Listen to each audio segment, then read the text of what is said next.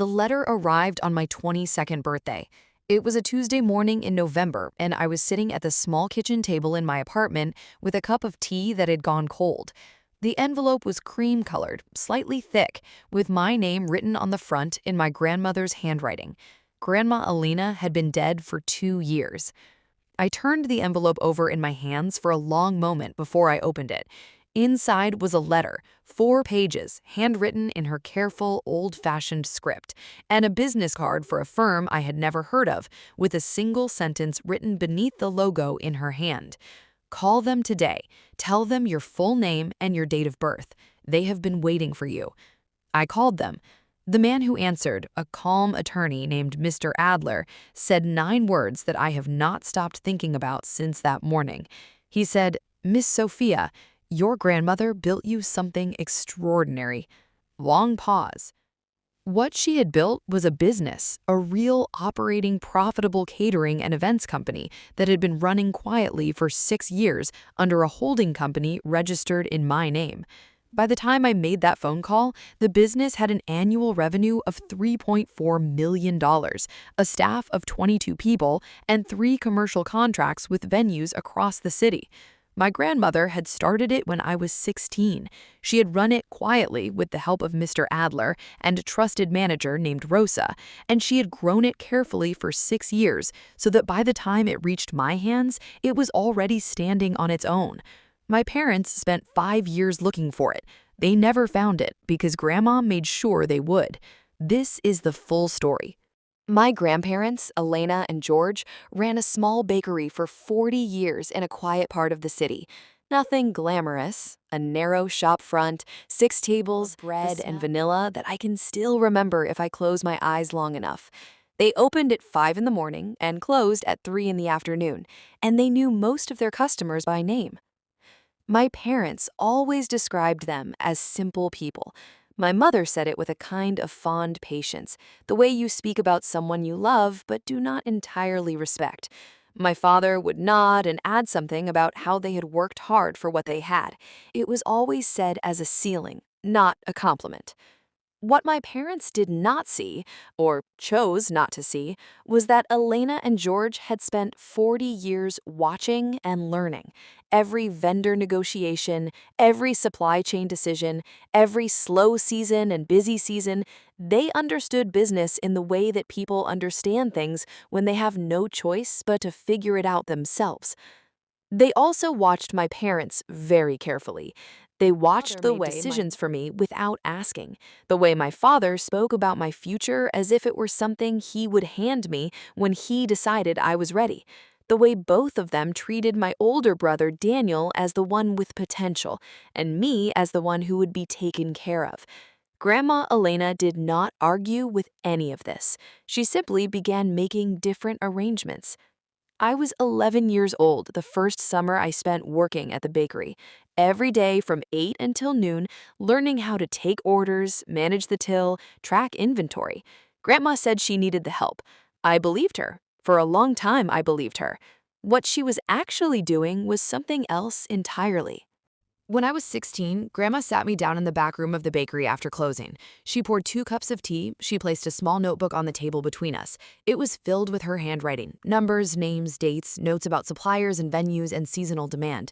"Sofia," she said, "I want to tell you businesses grow." She spent 2 hours explaining it to me, not in simple terms, in real terms. Margins, overhead, client retention, how a catering contract works and why venues need reliable partners, and what it means to own a service that people cannot easily replace. I thought it was a lesson. It was actually an orientation. What I did not know that afternoon, what I would not know for 6 more years, was that 3 weeks earlier, Grandma had registered a catering company under a holding entity in my name. She had used a portion of savings she and Grandpa George had been quietly building for 20 years. She had hired Rosa, a woman she had known for 15 years, who had run catering operations at 2 different venues to manage the day-to-day work. The business opened its first contract with a wedding venue 6 months later. It grew slowly at first, then steadily. By the time Grandpa George died, 4 years after that afternoon in the back room, it had 5 active contracts and a small but reliable staff. Grandma continued running it quietly from the bakery and began to decline. She updated the documents, moved the management fully to Rosa, and worked with Mr. Adler to ensure that everything would transfer to me cleanly on my 22nd birthday. She did one more thing before she died. She wrote me a 4-page letter explaining why. She wrote, "Some gifts are only safe when they are invisible to the wrong people. I built this for you in the only way I knew how to protect it. By the time they look for it, it will already be yours." I spent the first 3 months after Mr. Adler's call learning everything. I visited the office, I met Rosa, who had managed the business for 6 years, and who shook my hand with the warm firmness of someone who had been waiting a long time for this meeting. I reviewed the accounts, I met the staff, I signed the contracts that transferred full ownership and operational authority to me. I did not tell my parents. Not because I wanted to punish them, because I wanted to understand what I had before anyone else had an opinion about it. For 5 years after my mother had made careful, persistent inquiries about their estate. She had contacted their attorney, not Mr. Adler, the one she knew about, and reviewed every document she could access. She had asked their old friends, she had gone through the bakery records. She had always believed that 2 people who worked for 40 years must have left something more than a modest savings account in a lease. She was right. She just never found it. The business had been registered under a holding company name that included none of our family's names. The mailing address was Mr. Adler's office. The bank accounts were separate from everything my parents knew to look for. Grandma had been very thorough. My mother found out on a Sunday afternoon, 4 months after I had taken over the business. I found out because I told her. I invited her for coffee at the office. I let her walk in without telling her whose office it was. I let her look around, at the staff working at their desks, at the contracts, at the company name on the glass door. Then I told her. She sat down very slowly. She looked at the framed photograph on my desk, Grandma Elena and Grandpa George at the bakery laughing at something, and she was quiet for a very long time. She never said anything, my mother finally said. "No," I said. She didn't. My mother asked why. Why this secrecy? Why 6 years? Why she had not been told? Why I had not been told until I was 22? I opened my grandmother's letter and I read her the answer. Because Sofia needed to be ready before she knew, and because the people who had opinions about her future needed to find only silence when they looked. I am not sorry for the secrecy. I am only sorry I will not be there to see her walk through that door for the first time. I know she will hold her head exactly right.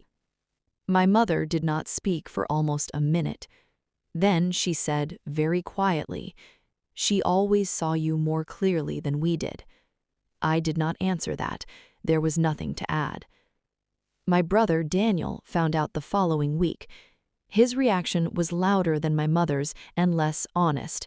He used words like unfair and secretive and asked why Grandma had not done the same for him. I did not point out that he had spent every summer during his teenage years at sports camps, while I had spent mine learning inventory management in the back of a bakery. He would figure it out eventually, or he wouldn't. Either way, it was no longer my problem to manage. The business is doing well. We expanded into a second city last year. Rosa is now our operations director. I hired 2 people from the neighborhood where the bakery used to stand because Grandma would have. I kept the photograph of her and Grandpa on my desk. People ask me sometimes what my grandparents were really like. I tell them the same thing every time. They were the people who understood that the most powerful thing you can give someone you love is not money, it is not property, it is not even opportunity. It is preparation. Quiet, patient, invisible preparation, so that when the door finally opens, the person walking through it is already ready. Grandma called them simple people. She was the most complicated, brilliant, deliberate person I have ever known. And she spent 16 years making sure I would only understand that after I had become someone who could appreciate it. If Elena's story stayed with you today, drop your city below. I want to see how far this reached. And if you had a grandparent who loved you and prepared you without you knowing, share this with them or with someone who needs to hear it. Subscribe for a new story every week. The next two are on your screen right now.